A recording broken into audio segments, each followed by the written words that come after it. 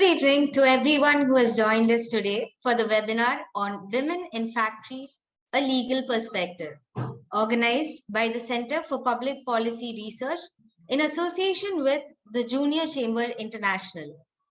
Center for Public Policy Research, or CPPR, is an independent public policy think tank based in Kochi. Our engagement in public policy that began in 2004 has initiated open dialogue, policy changes, and institutional transformation in the areas of international relations and security, livelihood, education, urban reform, health, governance, law, and related subjects.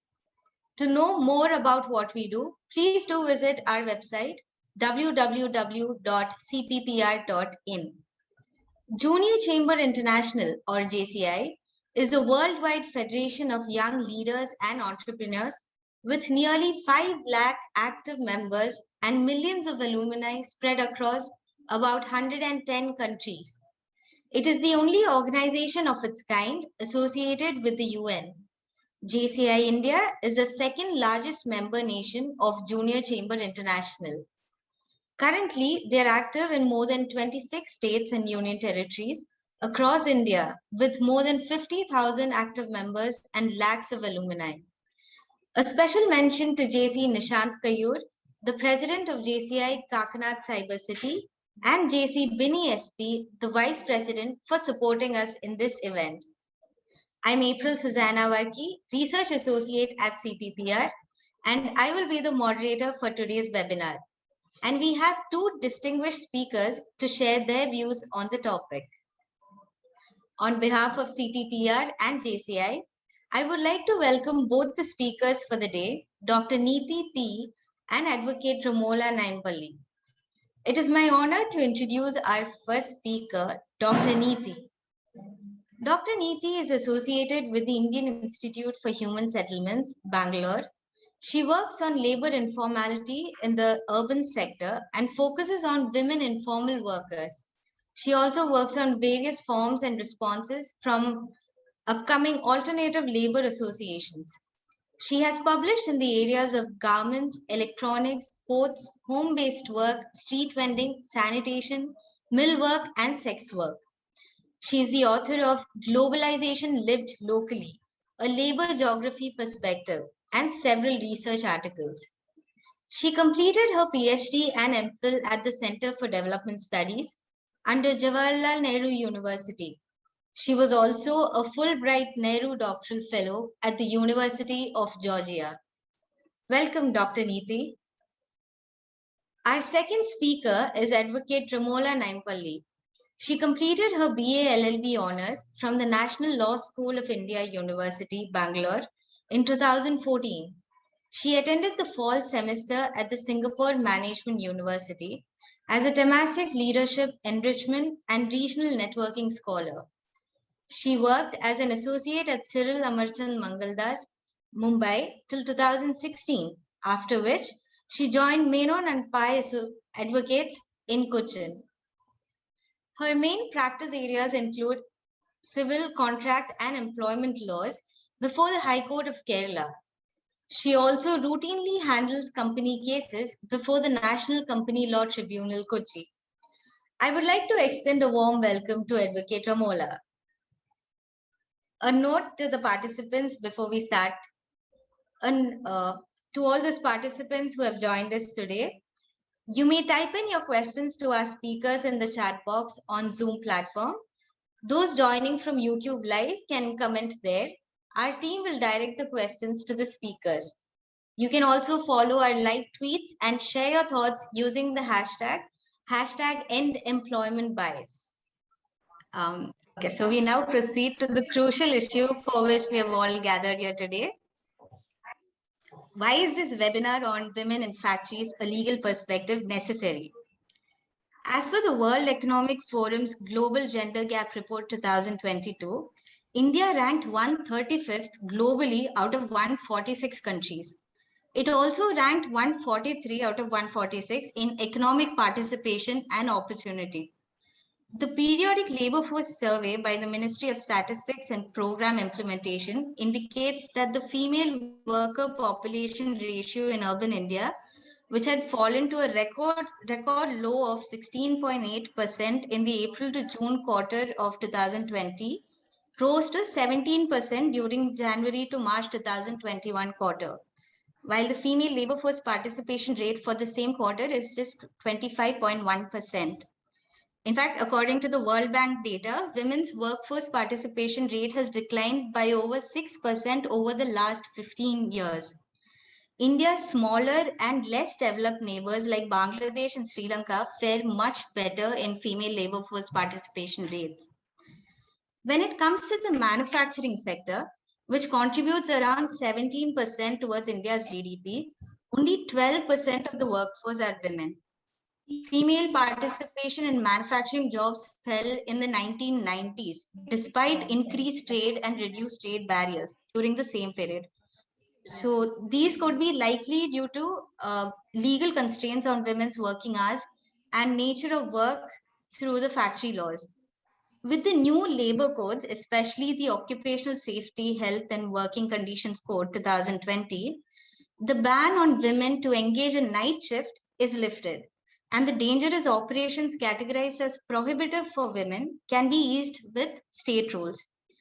Labor being a concurrent subject, the state is encouraged to bring in rules easing the restrictions for women in factories.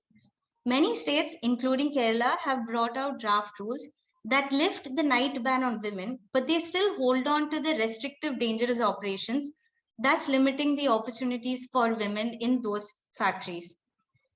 Getting employed in meaningful jobs without any unscientific restrictions is necessary for women's agency as it expands their life choices and their capacity to better support their families and more actively participate in communities and societies.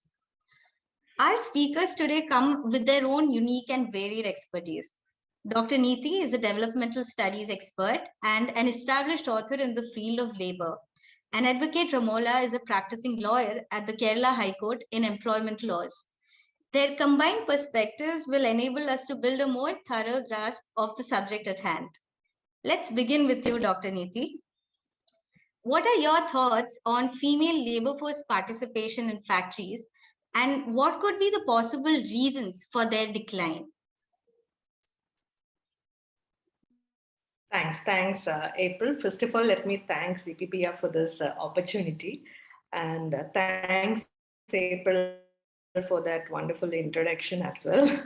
So, I'm actually quite glad to hear that even though the focus of today's discussion is women in factories, we have actually started that from a very broader perspective, So I look at it from, I believe that whenever we want to look at women in factory or women in any workspace, it's important to look at it from two structural, I would say, structural aspects of India's employment scene as such, right? So that is one, it is important to mapping out the employment scene as such in India, and of course, women's employment.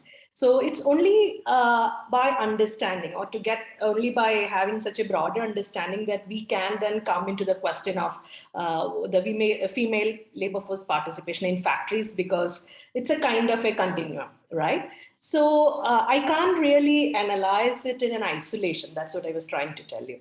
So, when we actually map out India's employment scene, we can see that kind of an underperforming economy, right? Even during the pre-pandemic time, and pandemic just aggravated this whole ongoing structural issues.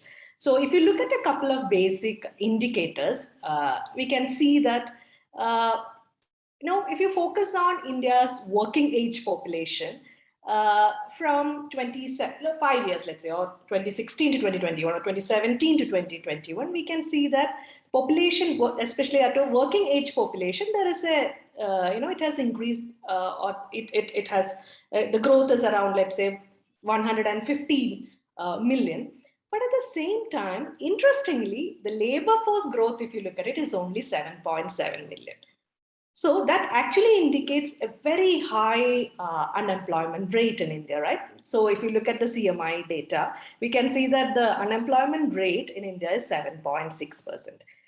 And if you again take a look at state of inequality report, that is the recent inequality report of 2022, which again shows that this unemployment is especially worrisome because the rate of unemployment and the education levels are also kind of ascending together. So that's also concerning, right? And here, when we place women, that is, if you think about educated women unemployment, so this is so high that is nearly above 40%. It's at approximately, I think, 42%. See? And then now we come to the manufacturing sector, we can see that though the manufacturing sector, you must have heard that it contributes 17% of India's GDP. But if you look at the employment, the recent data, that is CMI, that is Center for Monitoring Indian Economy, and also the study conducted by SEDA, that is Center for Economics Data and Analysis at Ashoka University, shows that a decline in employment in manufacturing, from around 51 million in 2016-17 to 23 million. That is, there is nearly 46% fall in employment in India's manufacturing sector. So if this is the broader employment scene, and now when we come to the next step, that is women's employment, funnily, I would say funnily, because if you look at the theme of this year's International Women's Day is that gender equality today for sustainable tomorrow. But we can see that gender equality is still a far cry for India's female workforce, because female employment does not resonate with this optimistic combination of in India, that is high economic growth and low fertility and rising female schooling. So that's a very, very funny scene we can feature we can see here. And India is one of the lowest, as Anu also mentioned, April also mentioned, lowest female participation. India has one of the lowest female participation rate in the world, which is around 25%. That's all, right? And so if you look at women's employment in India, which actually falling outside of any form of official category of work. That is, if you look at it from labor law, or if we look at it from national account system, most of women's work is, or I would say it is mostly undercounting, or it is not actually recognized. Why? Because women are mostly involved in the informal sector. Before going to informal sector, let me just look at it, women's participation across sector. Even today, we can see that agriculture is the largest provider of employment to women in India, and which is nearly 60%. And if we look at rural labor market, rural women's labor market, we can see that it is more than 80%. And now coming to informal economy, in India, we can see that women are involved in informal economy more than men, of course, and their participation is mostly in highly exploitative and vulnerable informal categories of work. So, and interestingly, if you look at the Time Use Survey of 2019, unsurprisingly, I would say, it indicates that there is an unequal gender division of household work in India. That is, women spend nearly thrice as much as time as men on unpaid domestic work. So in this way, we can see that there's a kind of a double burden. That is, this kind of, when you look at the domestic work, women is taking more burden, of course. And also, women often involved in multiple economic activities, that too kind of highly vulnerable, and as I mentioned, and highly exploitative economic activities. So, and to top it all, if you look at the, I think April also mentioned, the gender wage gap, we can see is that India has one of the highest wage gap as far as women's, as well as the women's remuneration goes, So I guess this is where I think it is now quite evident. Why is it that women's participation in the factories or in the organized sector is less, right? So, and that is quite evident. In fact, from 1960 onwards, if you look at the data, women's participation in the manufacturing sector is either stagnant or it is very low, and it is now less than 12%. And that itself, 12 is the highest. That itself varies across sectors from 3% to 12%. So this actually, in a way, brought out the question of whether we are moving towards kind of a capability trap.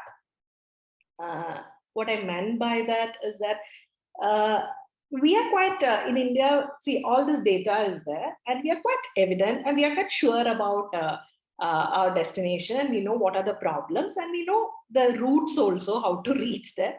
But at the same time, we lack the ability to implement the strategy. So I would look at women's kind of participation in manufacturing sector from these two structural aspects. Yeah.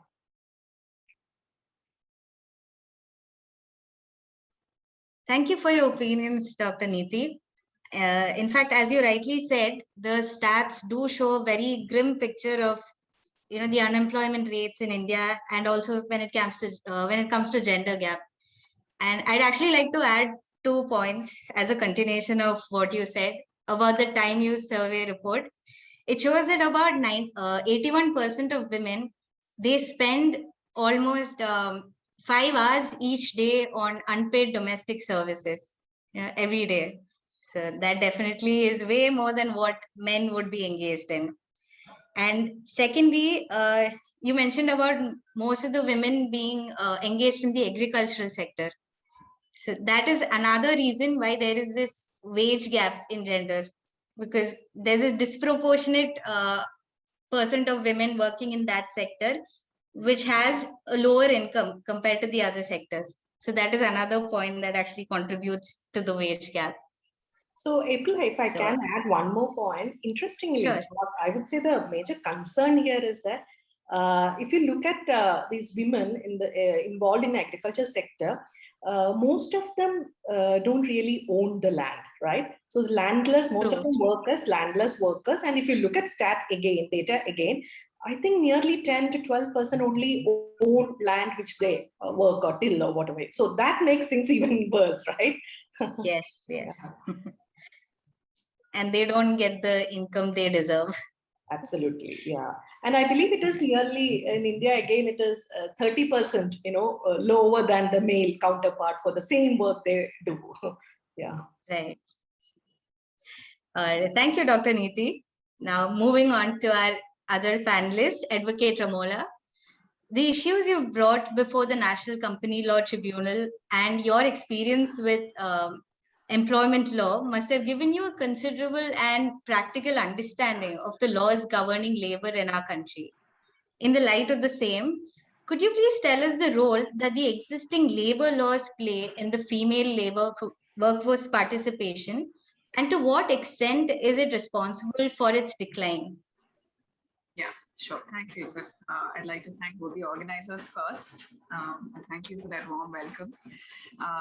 So like Dr. Neethi had said, there is a significant portion of women that are employed in unpaid labor and in the informal sector. Now, even though the percentages seem very bleak, it feels like even those that decide to eventually come into the labor force, the formal labor force, who are governed by the various laws, face further restrictions and discriminations with the laws that are in place. So despite women, despite their 5+ hours that they spend at home, other unpaid work, unpaid care work that they require to do, those that do manage to end up on the doorstep of a factory or an establishment are now once again through the law further, I wouldn't say discriminated, I think that would be a consequence, but they are restricted in several ways from any kind of autonomy, not any kind, a significant kind of autonomy. So before I go into answering the question of what the role is, a lot of, as Dr. Neethi has already pointed out, a lot of studies of, female participation is based on, economic, macro and microeconomic perspective. There isn't a lot of, research, so to speak, done on the role of laws. But be that as it may, in India, as of now, there are about 29 labor laws that govern labor force in the country, which are now proposed to be codified into 4 overarching labor codes. So as April has already mentioned, there is the Occupational Safety, Health and Working Conditions Code, which will be the main focus of our discussion today. But there is also the Wages Code, the Social Security Code. These two talk about parity of pay and maternity benefits. And there's also the Industrial Relations Code. Now, if you look at the laws that govern labor, and especially that govern women, you will notice that essentially or broadly, they govern 2 aspects. One is when can women work, and 2 is where can women work.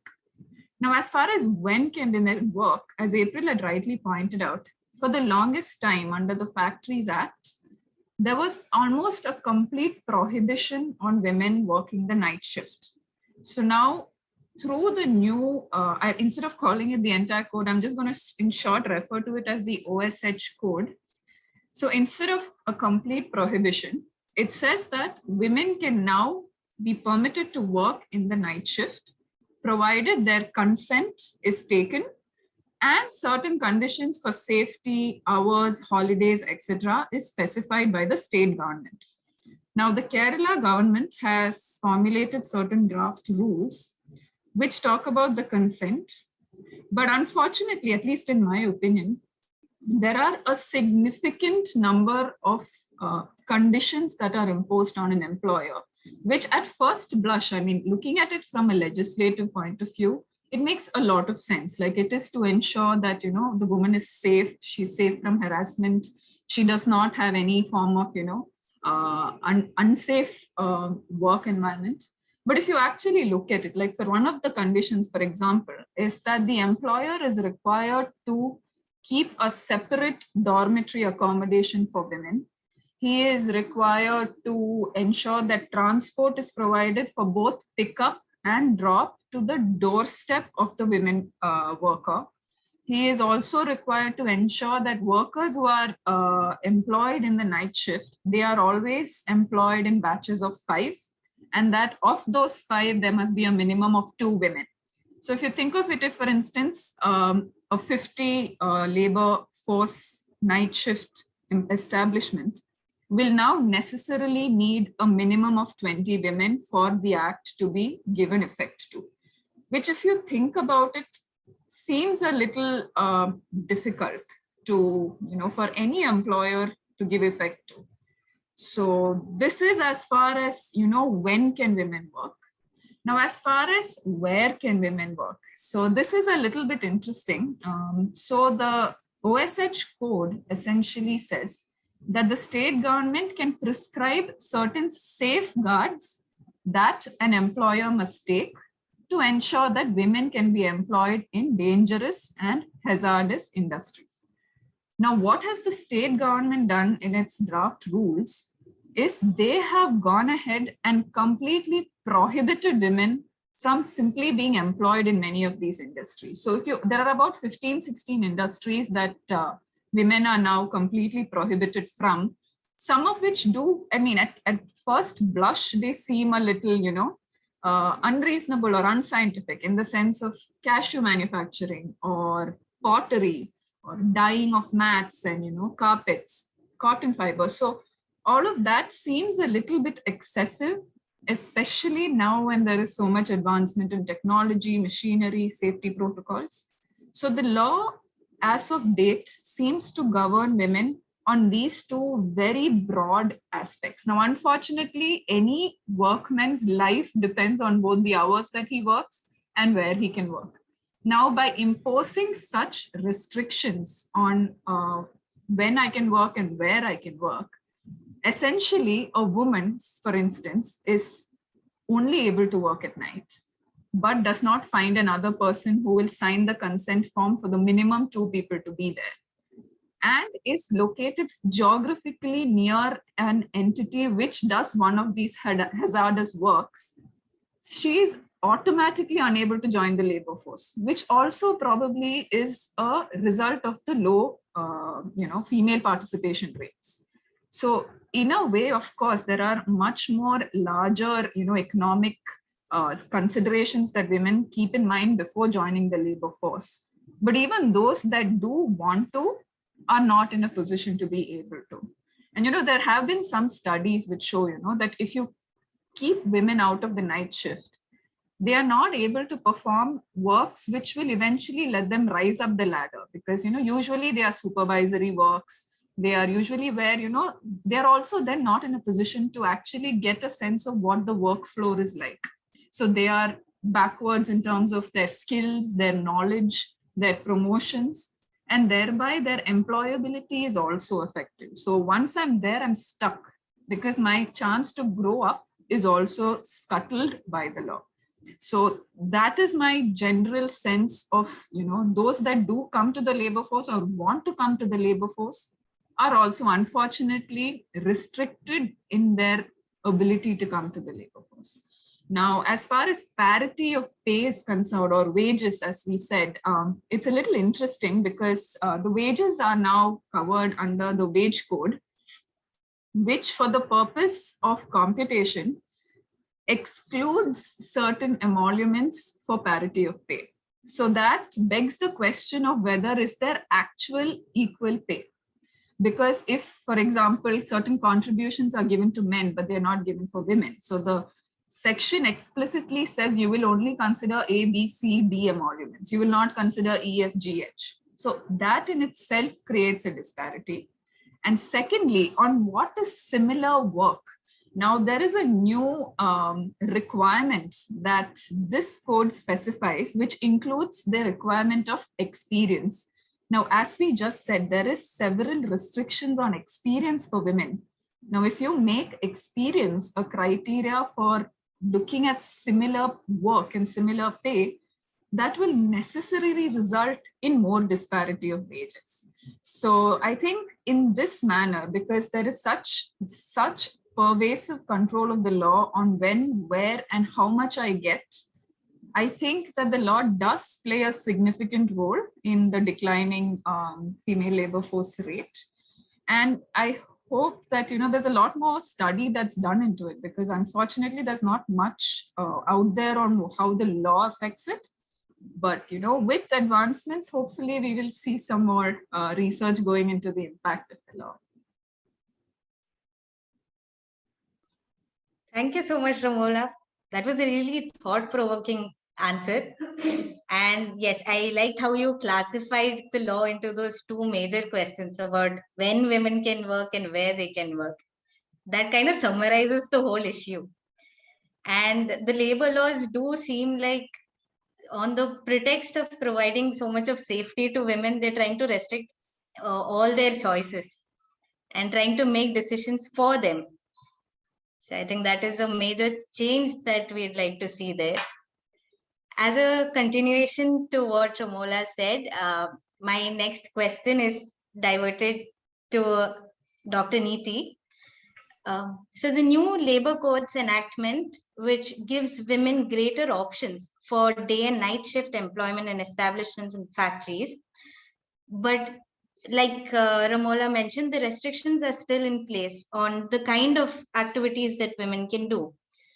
Now, based on the OSH code, which is of the central government, the Kerala government has brought out its proposed rules in which they have not relaxed these prohibitions on women working in dangerous and hazardous workplaces, though it does let women work in night shifts with their consent, like you mentioned, and if the establishments meet those specific requirements. In this context, Dr. Neethi, how do you think we can ensure that more women are actually employed in factories? And what do you think should be the basic facilities that should be provided to engage more women? And should these responsibilities be on the employers alone, or who do you think should take a responsibility for this? Yeah, thanks, April. So how do we ensure? That's the question, right? So when you look at as what we call the successful manufacturing companies, right? So what do we actually look at? The focus will be mostly on optimizing efficiency. Those companies which are more efficient, and those we can produce quality products and which can provide service delivery and all this. But here we can see that something which is completely missing is inclusivity and diversity, right? So, and which is quite evident from whatever data we have seen and the whole narrative which Advocate Ramola had given us. So, let me just tell you that getting women into factories alone is not sufficient, right? So, and we have to make certain necessary conditions. For instance, I think even Advocate Ramola's point was also, the thing is that about wage gap. Unfortunately, we can see that the labor code do not appear to acknowledge there exists this huge gender wage gap, and also do not appear to address this non-payment of wages and bonuses, right? And so these are some of the general things. And then when we look at how do we conceptualize this whole idea of this manufacturing sector, whenever we think about it, the first thing which come to our mind is it's mostly kind of male dominated, right? So it is here that I believe it's important to develop a positive work culture. That is ensuring treating women as equal employee or a co-worker rather than a woman in the shop floor, right? And and it is important to also think about providing gender sensitive training programs for male staff and also staff at the managerial levels. And I think some work need to be done to educating the kind of potential employees about the progressive policies and processes through which we can make the factories more inclusive. It's also very important to provide kind of a gender neutral opportunities and gender neutral growth and gender neutral kind of training and competence building. So because it's always important to show some women as leaders, and then it's important to show that there are equal opportunities for male and female workers to come up in the ladder and so on, right? And this has to be there, I would say, in the recruiting stage itself, rather than using women as only as a cheap labor. Treat them as a worker who has equal abilities and equal skill set, and then to provide equal venues for women workers to go up the ladder. If we take a quick look at some of the developed parts of the world, we can see that discussions, or it is important to undertake some of the deliberations in line with, for instance, menstrual leave and parental leave and also paternity leave, right? This is rather than keeping, it's high time for us to think about these I would say options or these benefits, these options and so on, to make the factories more gender neutral. And also, it's when we, since we have, it's go in a way, it's a welcoming thing that we kind of keep some sectors. For instance, okay, women in factories, first thing come to our mind is kind of garment sector, right? It's okay because thinking that this is the kind of work women can do, because actually the shop floor or actual factories means there are quite a lot of heavy long grueling working hours and unfriendly shop floor and so on. But I think it is time to change that, especially considering where we are now, considering our pathetic female workforce participation, right? And of course, the contribution of manufacturing as such to the employment scene. So, it is here that I believe it's important to tap the technological advancement. And there are fantastic examples out there. For instance, Titan has their all women factory in Hosur, where they follow something called 360 degree support system, which is covering, including women workers, even family members, and then apart from various monetary incentives, set up schools, run cultural clubs, sensitization workshop for managers and supervisors, and so on. And same way, recently, a very positive example was the Ola electric scooter factory, where I believe nearly 5,000 robots working alongside women. And same thing with the Vedanta group, who are the giants in mining. So they have recently introduced a scheme called Women at Mines. So basically, again, tapping the various, making use of this mechanical processes and reducing physical strain, and make sure that women are involved in, so-called sectors where it is quite heavy, women can't work and so on. So just to change that image, that's also, I think, very important. And by doing that, a kind of age-old notion, if you look at literature, it's women are employed in those sectors because of their nimble fingers, or a kind of disciplined daughters, right? So let's move all that image, and let's move on to this to make this shop floors and factories gender neutral. And also, it's important to look at, I would say, skill building opportunities, which, like as I had mentioned, some of these positive workspaces which are emerging, focusing on after work training programs or skill enhancement opportunities for women workers, to basically to help them to kind of abreast with technological advancement, right? And also, I feel it is important to look at shop floors where the women get equal decision making power like male workers, right? So that can be created only by having more women leaders or women at the managerial and supervisory roles and so on. But here again, it's a concern. I think April also mentioned that if you look at global gender gap report, it shows India has some, I think 135 or so among 140, total 146 countries.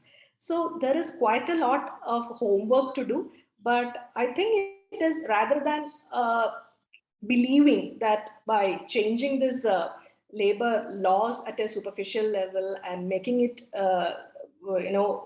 keep on kind of providing old wine in the new bottle, I think it is high time for us to make these changes in this image of workspace itself.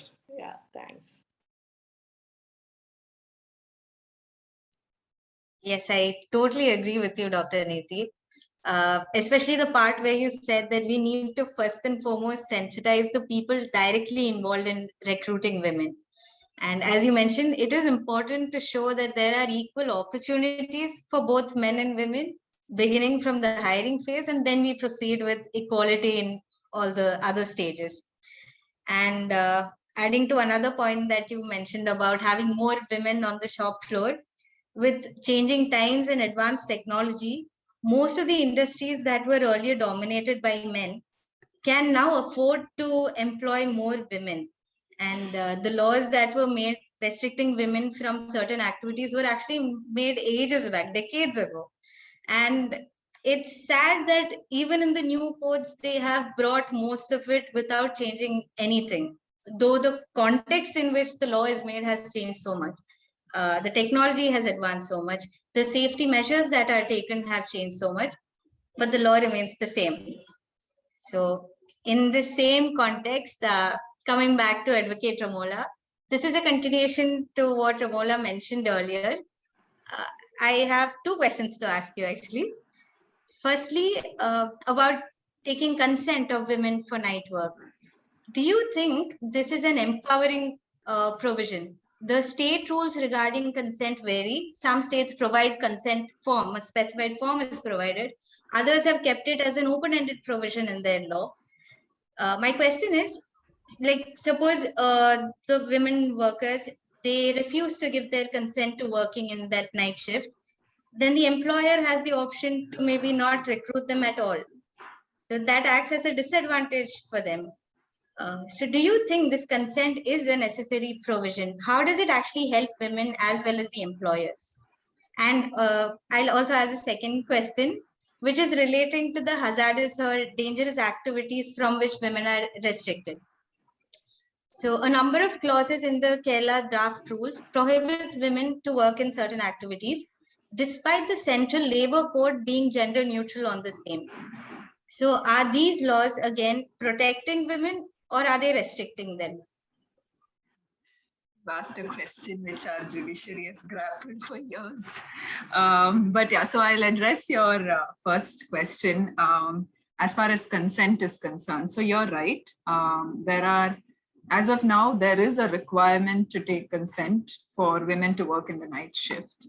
Now, is it empowering? I think there are, two sides to that coin. Personally, I think yes, to a large extent it is. Because while there is a lot of studies that show, that allowing women to work at night, allowing women to do the same hours of work as men will advance their career prospects. As a fact, a lot of women don't want to work at night. So including a provision for consent gives these women at least some sense of, autonomy on their own working hours. It allows them to make that choice. Okay, now at least I'm not prohibited from doing it. If I want to work in the night shift, I can. If I don't want to, I don't have to. Now, the follow-up that you had asked, now, if I don't give consent, can I not be employed? Now, that is a tricky question because the act is silent on that. And I think the purpose of including such a consent requirement is that if consent is not given, that does not mean I cannot be employed. It is only an additional safeguard that if I don't give my consent, I cannot be laid off.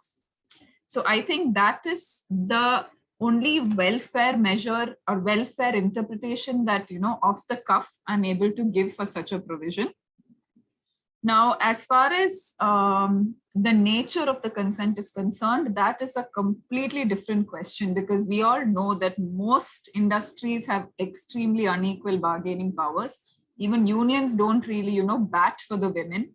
So it is a different question whether or not the consent will be freely given.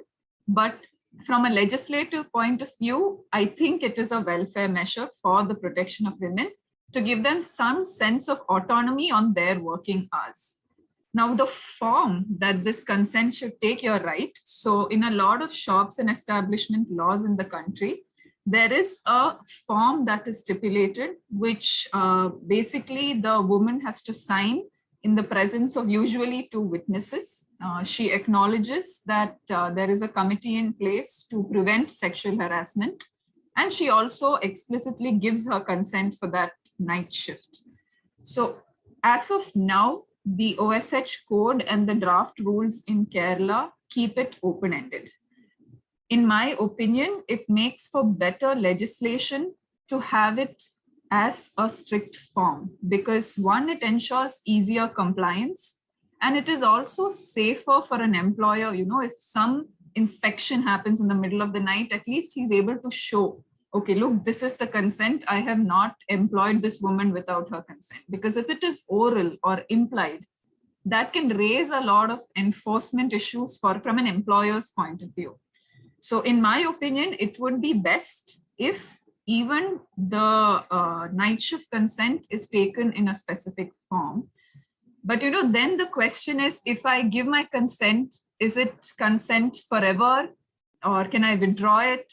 How long is it? Because our circumstances could change. The woman's circumstances could change. So for a holistic and proper implementation of the intention, I think the consent should probably be restricted in terms of its duration, or let the woman withdraw her consent as and when she is, not able to perform the night shift with some notice to the employer so he can make alternate arrangements. I think that seems to be the best way to, balance both interests. But as far as the question of how does it benefit the employer, honestly, I'm not sure. Other than, for compliance, I can show that consent was taken immediately. I don't really see much of a benefit for the employer. But of course, then the question is, when should consent be taken? Now, a plain reading of the law does not say when the consent should be taken. Should consent for night shift be, say, one of the conditions of appointment? Or should I take consent whenever I propose to engage the woman worker in the night shift? That it is unclear on. So it will be interesting to see, how jurisprudence will develop if, say, an employer takes a stand that my female worker has to sign this consent if she wants to be appointed. So if such a stand is taken, of course, there is no right and wrong answer, but it will be interesting to see, how the law will develop, how the judiciary will, take on such a stand of the employer. Something like a transfer, like when you get appointed in a bank, it is understood that you might get transferred. So if consent for night shift is included as a condition for appointment, it will be interesting to see, how such a clause may or may not be upheld by the courts. Now, on the second question, which is dangerous and hazardous of enterprises, as Dr. Neethi very rightly said, this is basically just old wine in a new bottle. There is only superficial changes, at least as far as Kerala is concerned. It is true that the center may have actually sought to make this or take away the dangerous and hazardous restriction, provided that the employer puts in safeguards. But the manner in which the state rules have been formulated, they eventually go back to square one, where women are still prohibited from working in certain dangerous and hazardous industries. Interestingly, even though there are these prohibitions, both for the night shift and in the manner of work or in which industry I can work, the courts of our country. So when we look at labor law, I think it is important for us to keep in mind judicial advancements in this area, because the courts, fortunately, have been giving a very transformative interpretation to these clauses, which seem to restrict women. So specifically, as far as the night shift prohibition was concerned, several high courts have even set it aside. And in our High Court, they've said that it is only a welfare measure. It cannot be used as an excuse to discriminate. So our judiciary, thankfully, has been, going above and beyond to ensure that a woman's autonomy to choose where she works and when she works is protected to a very large extent. Of course, it's taken a long time to come where we are, but it is fortunate that, we are at least in a judicial setup where women's rights are at least recognized and upheld. Interestingly, the Kerala High Court sometime as early as in 1994 had said that these fanciful assumptions about when a woman can do, what a woman can do, what a woman cannot do, is not for the state to decide. It is for the woman who's doing the work to decide whether she can do it or not. So to put such blanket prohibitions, in my opinion, if they result in discrimination against a woman in an employment setup, I think it is a very high likelihood that the courts might simply read it down, even though the law in place prohibits it. So there is a likelihood that even though there is a prohibition, they may not hold the force if they come into courts of law. So that is my take on the dangerous and hazardous enterprises. Thank you, Ramola. That gave a lot of clarity to the provision relating to taking consent. And I'm also glad to note how progressive our judicial system is. I'd like to add one point to what you said relating to labor unions. It's true that we have an unequal representation of women in the labor unions, and this definitely it has a direct impact on their bargaining power. That's a whole different subject which needs a lot of further discussions. But as you mentioned, I do hope that these labor laws would actually empower women in the sense that we take it. So And now, before moving on to the Q&A session from the audience, I'd like to ask one question to both of you. To Dr. Neethi, what are some of the innovative policy changes or interventions that could ease barriers for women working in factories and encourage employers to build a more gender-neutral workspace? Yeah. So, I mean, as April also mentioned, it's quite glad to hear that, to what level we have reached as far as the labor laws, concerning women's work. It's quite a relieving thing. But still, I mean, I would argue that, being someone working in women's work, women's employment, it's always, when we look at labor law, we can see that it's always the priority is ease of doing business, how flexible the economy is, and how the macroeconomic aspects are, again, flexible to attract more investments and so on. So here, I believe it is important to look at the gender has to be a major aspect as well, right? Because especially now is the time for us to make these workspaces as gender neutral as possible. That is one thing. And the second thing also, it's important to kind of take into account various socio-economic aspects where our society is actually based on, right? Because it's after all about people and their work. So if we don't take into account such aspects, I don't know who are we making these policies or these frameworks in that way. So here, I mean, it's quite an innovative thing. I don't know how long it will take us to reach there, but I really wish the time will come without much delay where we will involve ILO as a part of this, and women's movements or women's organizations or trade union movements also have a say on it's because on their work and their priorities and their choices, right? So that's very kind of a major thing.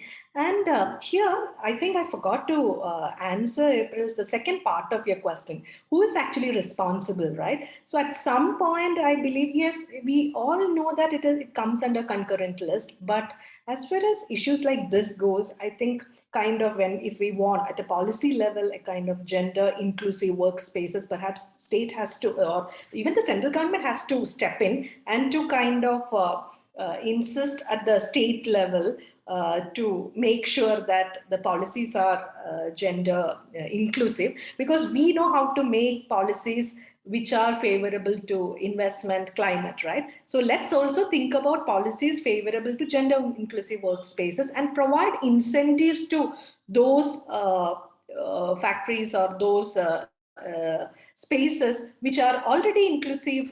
Let those spaces be a model for others to follow similar kind of policies and similar frameworks, right? So to put it in, I would say, 2-3 points. I may be reiterating myself, that is offering a clear communication about diversity initiatives and creating a positive work culture, and of course create a gender neutral growth and training and competence building. So at central government and state level, and of course at the employers level, and also we can include the labor organizations or trade unions also be part of these stakeholders, and let's have a kind of a joint effort in this regard. Yeah.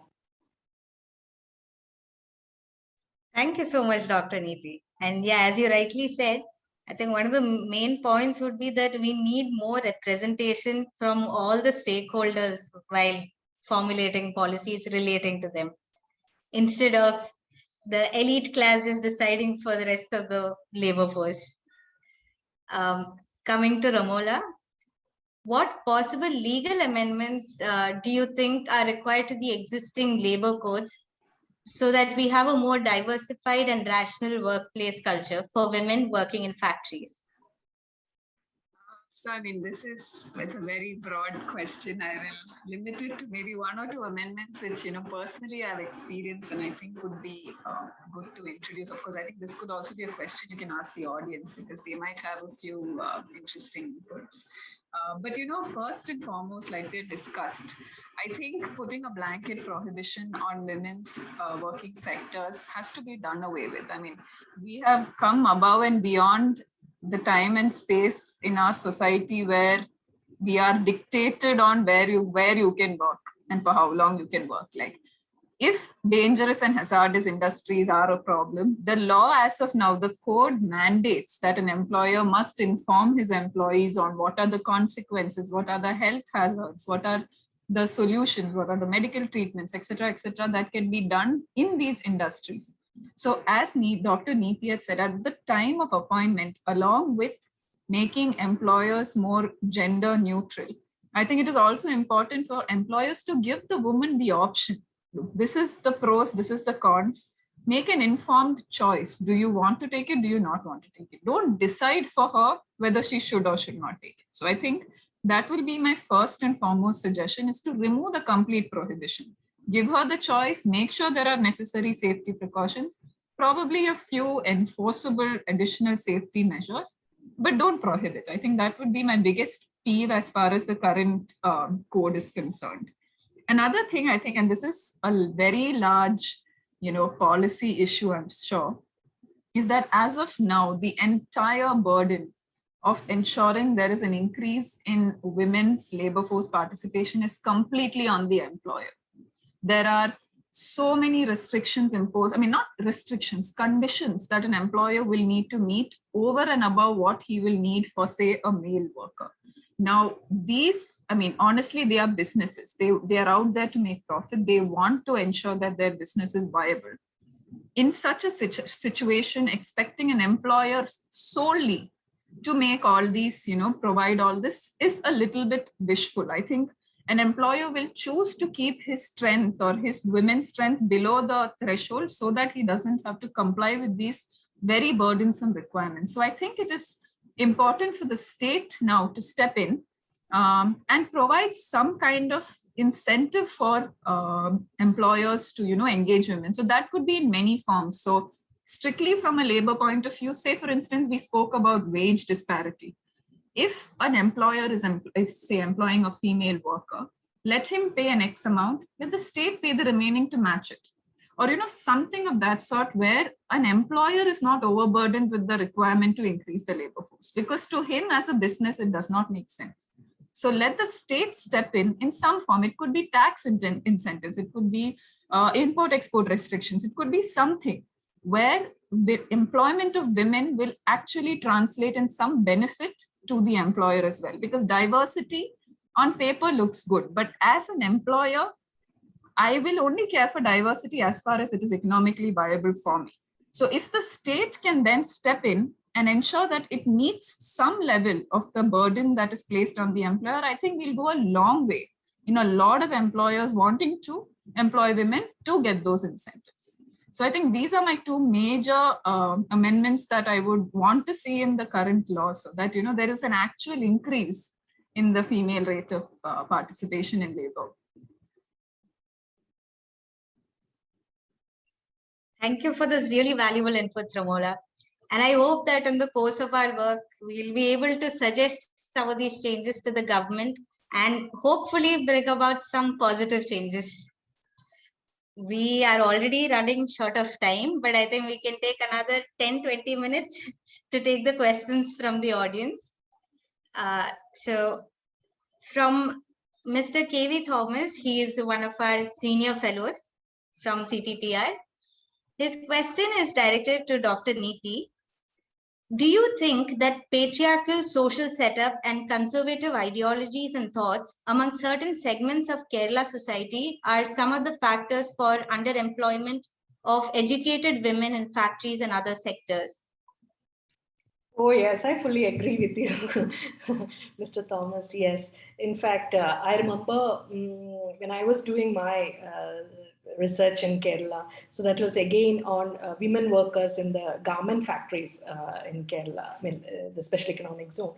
So one thing we could see is that the last person who has a say over whether or not to be part of the labor market is that the young girl or the woman or whoever, the rest all depends on what the family has to say, if you're married, what the husband has to say, or your relatives or your neighbors and all that. So, I mean, that is a major thing. But at the same time, the whole, I would say we have to go ahead, right? In a sense, patriarchal problems and everyday life issues. In fact, that is what is actually showing in the Time News survey also. So it's very interesting.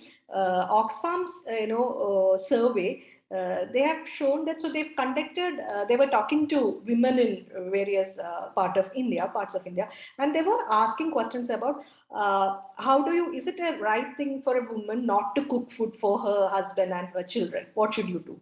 Or is it okay if the husband beat a woman if she is not taking care of the child, or if she is not taking care of, or not cooking for the family? And you won't, the answers are quite, I think nearly 40 to 50% say that, of course, that's the rule of, duty of the woman to do all this. And then we can think about going and working outside. So in that way, yes, that is very much part of it. Yeah, I fully agree. Yes, as a society, we have a long way to go. It's not just about Kerala, I would say. I would say that it is highly, all over, maybe India. Or, I don't know. Yeah. The next question is to Advocate Ramola. Is there any regularization on wages by the new codes when it comes to women working in the informal sector? There's also one more question relating to wages. So the first question was by Nimisha Paul. And the second question is by Anuruddha Prasad, who's asking, is there really a wage gap? Isn't it illegal? Yeah. So as far as the informal sector is concerned, so in law, at least the current labor codes only recognized organized sector and unorganized sector. So informal sector is not something that is, considered by the law. Now, the only distinction between an organized and an unorganized sector, unfortunately, is the number of employees. So now if there are 10 or more workers, they automatically become organized sector. If there are 10 or less, they become an unorganized sector. Now, there are certain social security measures that are provided in the Social Security Code for the unorganized sector. But as far as wage parity and equality of wages is concerned, that seems to be missing for the unorganized sector in our wage code. Now, the question of whether it is illegal, yes. If you think about it from a policy, from a common man's point of view, it does seem illegal. But if you look at the way the law is framed, and that is why, the law is at a very nascent stage as of now. It has not even come into force yet. It is proposed to come into force. What the law as of now says, and I'll just read this out if that's okay. Let's find the code. Yeah.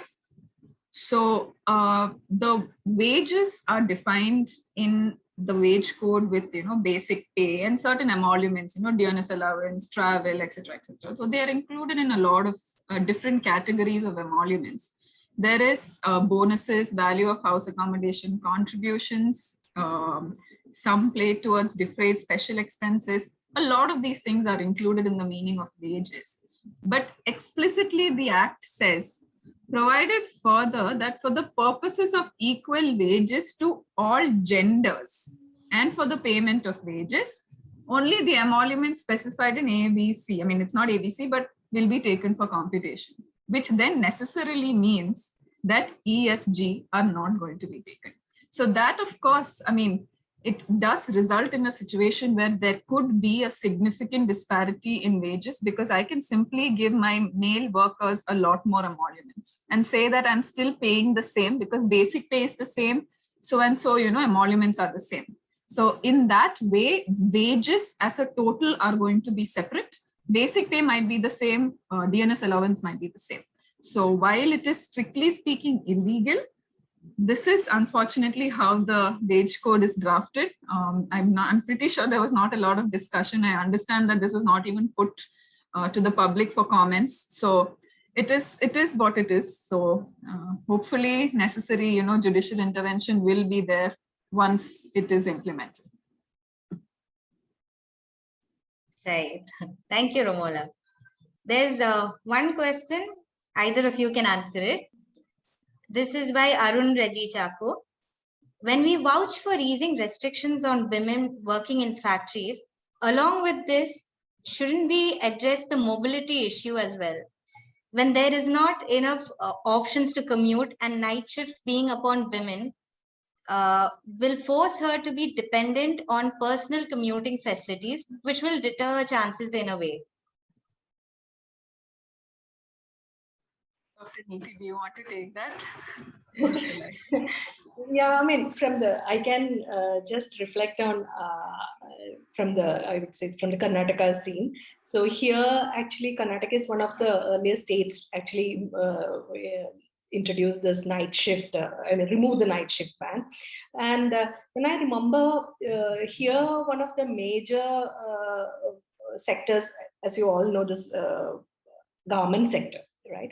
So the garment worker union actually came forward, and they had a protest, and they were saying that how do we, if you are going to implement this night shift, the major issue is the mobility, and already there are a lot of issues happening in the factories as far as the cost of the transport goes, and that's one of the major chunk of things employers are cutting from them. That is one thing. And the second thing is that most of these workers, they are not really they are not living in those areas where their bus or other mode of transport can actually drop them. Then again at night they have to walk to the interior areas, and how safe that is, and also the safety of the relation with the bus drivers and so many other things. So they were saying these all are the pending cases. So first you take a call on this, and then we can think about night shift and so on. Yeah, so mobility is a major concern in that way. Yeah. It helps. The law as of now requires the employer to pick up and drop till the doorstep. So to that extent, I suppose it is covered. It is a different question as to which employer would take that much effort to do it, because the costs of transport would significantly increase, because those drivers will also be on a night shift. So those are something that I think we should all consider while answering that question. Yeah, and considering the wage structure, so if they have to pay a major chunk of their salaries to the transport system, now they're compelled to avail it because at night, right? So that it's a major thing. Who is going to bear the cost? Yeah. All right. Thank you so much, Dr. Neethi and Ramola. We are getting more questions, but unfortunately, due to lack of time, we will have to close the Q&A session for now. We had such an invigorating discussion today, and thank you all for the enthusiasm and engagement. To summarize today's session, I'll mention a few points that stood out in the discussion. First and foremost, law does play a crucial role in restricting women from entering the workforce with a protective nature. But again, social and patriarchal attitude are also two other major reasons for the same. So the change has to be holistic in order to bring in more women into the sector. Secondly, the right given to women to choose one's job should be without any discriminations or any further conditions being placed on them. Another point would be removing the blanket provision for women from working in dangerous and hazardous activities. The code should provide for solutions such as medical conditions or safe working conditions, technological advancements, and other scientific reasons if they want to restrict any particular group of people from not engaging in those sectors. Another major point would be the state has to support the employers through incentives so that the employer is not burdened with all the responsibilities when it comes to employing women. That will not give the desired results. So we had a lot more interesting points, but I'm not reiterating all of those. But thank you so much, Advocate Ramola and Dr. Neethi, for this insightful discussion. I would like to express gratitude from CPPR and on behalf of JCI to both of you for accepting our invitation and joining this discussion today. A special thanks to Mr. Mohammed Salu of JCI for his constant support in organizing this webinar. And a heartfelt thanks to our audience who have joined us from around the world from different time zones, who have engaged with this topic by posing questions to the speakers. At CPPR, we look forward to continued engagement with all of you on this theme. So please keep a lookout for our social media posts and emails. With this, I'd like to close today's event, and I wish you all a good evening and a great week ahead. Thank you.